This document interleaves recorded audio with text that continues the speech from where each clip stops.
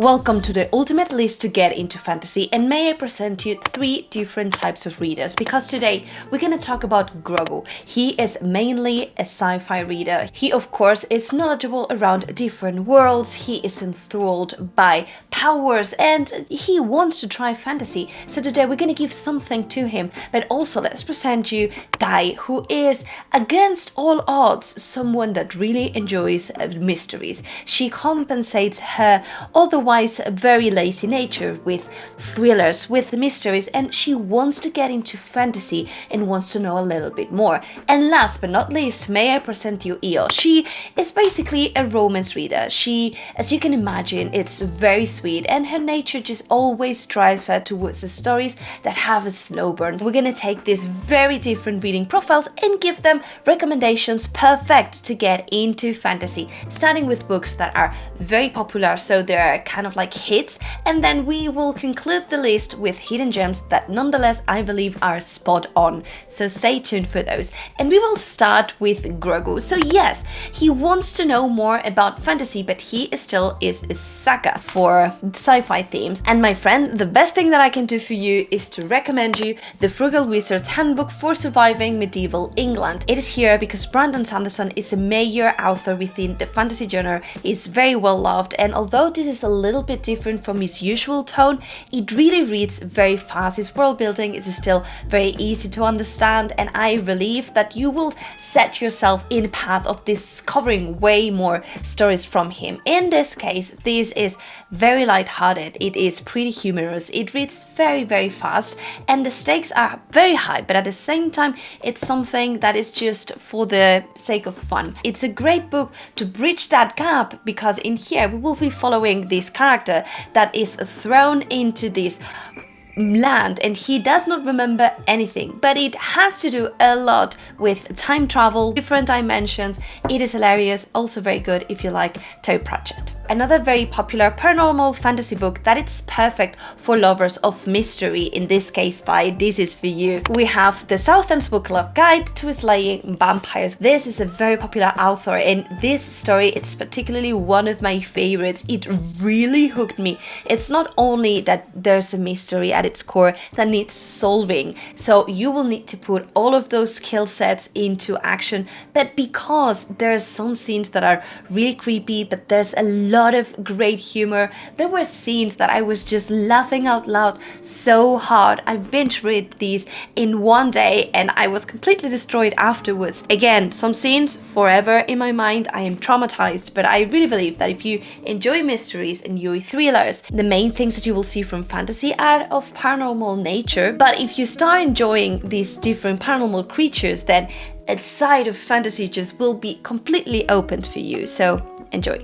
And for the lovers of romance, the most popular fantasy book here, it's A Court of Thorns and Roses from Sarah J. Maas. She is massive. Her stories are very well known, very loved, and particularly this is a trilogy that it's done in a way that, yes, it has lots of romance, but at the same time the fantasy elements are done in a way that I felt were really good, and it just has a very good blend of tropes that you will get to see more often in fantasy, mainly the chosen one, the training, all of these powers, and also in here you will be able to explore fairies, which is a theme also, while keeping that element of slow burn, and I really think that you will love this. Okay, so we got out of the way those main popular books within each of these sites. Let's go now for some recommendations that are still very well known, but that are not as popular. And for you, Grogu, I have In the Lives of Puppets by TJ Klune. It's not only that you will have this dystopian setting with robots, and it's just a charm and a very cozy fantasy book to read, but at the same time it will allow you to discover TJ Klune, who is an author that, even if he's not super prolific within the fantasy genre, he definitely has very solid books. The House in the Cerulean Sea, Under the Whispering Door, The Green Brick Saga? There is a lot to unpack from this author, and his trademark, let's say, it's having stories that usually pack a very emotional punch. His stories usually blend themes of loss, of love, and it just usually plays with some of contradictory emotions, but it's done in a way that it's usually done very nicely. In this story particularly, I loved the characters. It is perfect if you enjoyed Wall-E, and yes, it reads a little bit more younger, and in a way it seems there is a Pinocchio retelling. I really believe that you will enjoy it. For the lovers of mysteries, please give it a try to House of Salt and Sorrow. This is a retelling of the 12 Dancing Princesses, and it is done in a way that is just so good because it just throws you into this manor by the sea with a very gloomy setting. There's these different princesses that are dying. Our main character is starting to see ghosts. She needs to unravel what the hell is happening here, and she will do so with the help of someone. It really has a very good blend of character and also a plot-driven story. The pacing moves fairly fast and the prose was beautiful, and I feel that if you read this and enjoy it, then a huge door of folklore and retellings just opened here for you, and hopefully you will enjoy them. And I'm not forgetting you romance readers, because in here let's talk about Fourth Wing. This is a story that has been released this year, but it has so much popularity now. It is probably one of the most addictive and easy to get into books that you will find. It is done in a way in which you see mainly one point of view. You will get to see dragons, which seems very core to fantasy, and there's also this military academic setting, but there is a lot of tension, of romance. It definitely plays a role, and it's done in a way in which I feel it's done very good. The enemies to lovers, it's definitely a trope that I feel it's very popular within the romance genre, and so it is brought back here but surrounded by this very rich environment, and I think this is basically a hit for you. And then we're approaching our next category, which are books that are less known, are not still hidden gems, but these are not as popular, but they are very good if you come from loving sci-fi, loving romance, or loving mysteries. Starting with the sci-fi. If you enjoy themes that are very transcendent, world breaking, and just that reflect on the nature of the humans, the minds, all of that, I really recommend the Founders Trilogy by Robert Jackson Bennett. This starts being a fantasy story, but it really progresses into a sci-fi story, and it is fantastic. It has lots of elements that scream fantasy, and that will again open you so much windows here. There is a heist, and I feel if you enjoy this, then The Lies of Locke Lamora, Six of Crows, there's a lot that will be opened for you if you decide that you enjoyed heist. But in here, the magic, it's also a hard magic system where people has discovered that they can inscribe elements, and these elements will be commanded. They are persuaded because these elements are sentient, which I feel it's already kind of like a thin line between fantasy and sci-fi, and I reckon you will really enjoy it because it is so much fun. At the same time, it's very interesting, and the story will follow this ultimate thief that one day has this mission. She retrieves an object which has a lot of power, and the power to change the world. Loved it. This book too, but I just love it so much, I need to show it. And keeping that line of not that well-known stories, we have for the mystery lovers, Wicked Deep. In here, we have the discovery of an author that will have lots of stories that are borderline creepy and mysterious. And if you enjoy this, then V. Schwab, it's definitely for you, because she is the queen of those kinds of reads. And in here, we have a gloomy setting, a mystery to unravel. In this case, there's this season in which every year there's this ghost that seems to emerge, and at the end of the season 3 boys will die, and they don't know in this town why these boys are dying or how to stop it. They just are now used to that, and we'll follow our main character, who is just a little bit interested about this new boy that is coming to her town, and she wants to avoid him getting killed.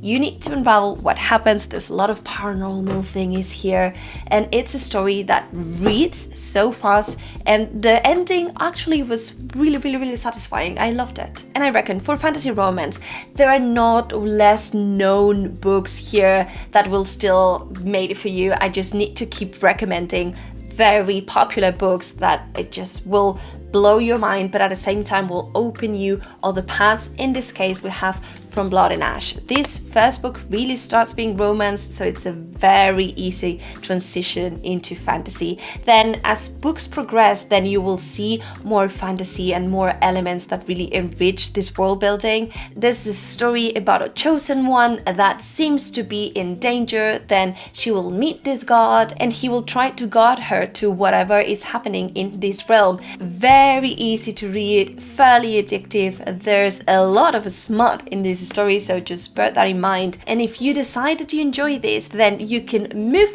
to other fantasy romance books that lean more adult, or you can go, if you don't like that as much, into young adult, which usually are books that have a little bit of romance but are not smut heavy. And then in the top tier, the hidden gems that are just perfect for you, I have The Book That Wouldn't Burn. This is a story that feels a little bit more adult and advanced in a way that it reads fairly slow. It is very dark academia, but if you like that, then again, dark academia, big theme that you can keep exploring. And there's this land that it's been terrified by different ogres that are trying to kill people. There's this magic library, and we will follow different perspectives that live within this library. It is very fascinating. There are these twists and turns. It particularly wasn't my favorite, but I really believe that if you enjoy sci-fi, these will be a perfect book for you, just very tailor-made to you. Then for mysteries, there's a book that will get you to an author that it's fantastic, and that is A House with Good Bones. I read this, I consumed it. It is short. It is, I guess, 250 pages, and it is very engaging. You will follow the story of this woman that just goes to her childhood house and she wants to see her mom for a while, and then discovers that her mom is behaving in a way that it's very weird. She's doing lots of weird stuff, and there's, you know, this progressive story in which you see what happens. It is honestly a thrill. I couldn't stop reading, and I was sick when I read it, and I needed to continue, which I think it's a lot.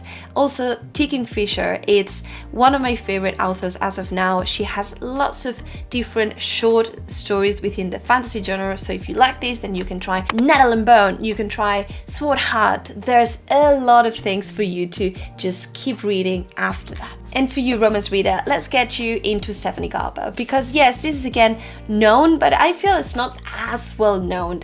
This is Once Upon a Broken Heart, and it's a story that displays a very whimsical world while keeping a romance being a key element.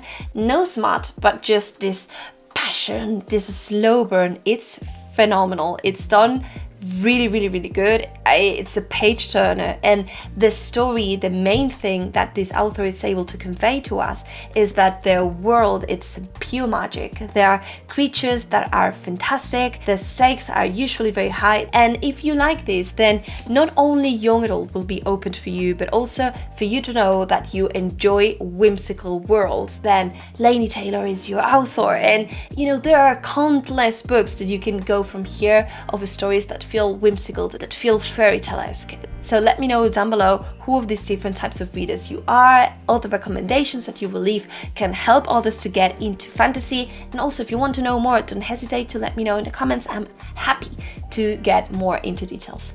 See you soon.